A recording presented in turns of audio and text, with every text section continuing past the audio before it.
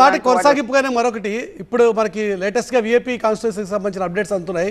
కొప్పరిలో ఏకనాథ్ షిండే లీడ్లో ఉన్నారు. Already early trends అయినప్పటికీ కూడా ఆయన లీడ్లో ఉన్నారు. అలాగే సపోరి మహారాష్ట్రలో పిసిసి చీఫ్ నానా పటోలే ఆయన వెనుకంజలో ఉన్నటువంటి సిచ్యుయేషన్. వర్లీలో ఆదిత్య థాకరే ముందంజలో ఉన్నారు. ఇది లేటెస్ట్ అప్డేట్స్ విఐపి కాన్స్టిట్యూన్సీకి సంబంధించి మనకు అందుతున్నటువంటి సమాచారం. మీరు అన్నట్టు ఆయన గ్రాఫ్ అయితే పెరుగుదలలోనే ఉన్నట్టుంది, షిండే గ్రాఫ్. బాగా ఆయన తప్పదు. ఇందాక మన ఫ్రెండ్ అన్నారు Fadnavis great organiser, great leader, administrator, కానీ ఆయన ముఖ్యమంత్రిగా మాత్రం is not going to be. ఆయన మాత్రం ఇంకెవరైనా అవుతారు. మీరు ఒక చిన్న last point, Mamata Banerjee assembly election ఓడిపోయినా ఆయన ముఖ్యమంత్రి చేశారు. అవును. అలాగే ఉత్తరాఖండ్ లో బీజేపీ చీఫ్ మినిస్టర్ దామి ఓడిపోయినా ఆయన ముఖ్యమంత్రి చేశారు. ఇంకా ఓటువి ఏక్నాథ్ షిండేకి ఆ ఫేస్ వచ్చింది.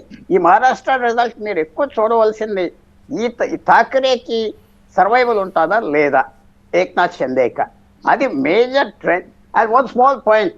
శరద్ పవారు చాలా నీతులు చెప్తున్నాడు, పార్టీలు ఎరుగొట్టేశారంటే అందరూ జ్ఞాపకం చేశారు. నువ్వు 78లో కాంగ్రెస్ పార్టీని ఎరుగొట్టావు, ముఖ్యమంత్రి అవ్వావు. నువ్వు తర్వాత శివసేనని ఎరుగొట్టావు, జగన్ భోజబల్లి అందరిని తీసుకొచ్చావు, ముఖ్యమంత్రి అవ్వవు. నువ్వు నీతులు చెప్తున్నావు. శివసేన సింబల్ అయితే షిండేకి దక్కింది, కానీ శివసేన వారసత్వం పూర్తిగా ఆయనకు వస్తుందా లేదా అనేది కూడా ఎన్నిక ద్వారా తేలిపోతుంది. ఇప్పటిగా 100% ఆయన అర్బన్ లీడర్ అయిపోయాడు. ఇప్పుడు మహారాష్ట్రలో బాంబే, తానే, కొంకన్, నాసిక్ ఏక్నాథ్ షిండే. మరి ఎన్ని సీట్లు వస్తాయో చెప్పను, కానీ ఆయన అర్బన్ లీడర్ ఆఫ్ మహారాష్ట్ర అంటే ఏక్నాథ్ షిండే.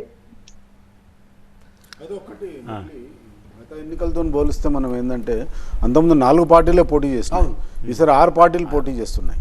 సో ఈ ఏకనాథ్ షిండే 2 ముక్కలు, కాంగ్రెస్, బీజేపీ. సో ఈ 6 పార్టీల మధ్యలో శివసేన షిండే కేవలం థానే రీజన్, కొంకణ్ రీజన్లో కొద్దిగా స్ట్రాంగ్ అతను.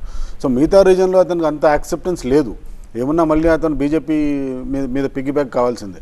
సో అటువంటి షిండేను బీజేపీ నాకు తెలిసి ఎక్కువ ఎదగనియదు, కాకపోతే అట్లాగే పెంచుతుంది. ఎందుకంటే ఆయనను వంచి పడేసి ఆయన తీసేస్తే మళ్ళీ ఉద్ధవ్ ఠాక్రే పెరుగుతుంది. కాబట్టి ఆయనను బీజేపీయే కావాలని కొద్దిగా ఒక పొజిషన్లోకి తీసి అట్లా పెడుతుంది. ఆయనను మాత్రం తగ్గనియరు.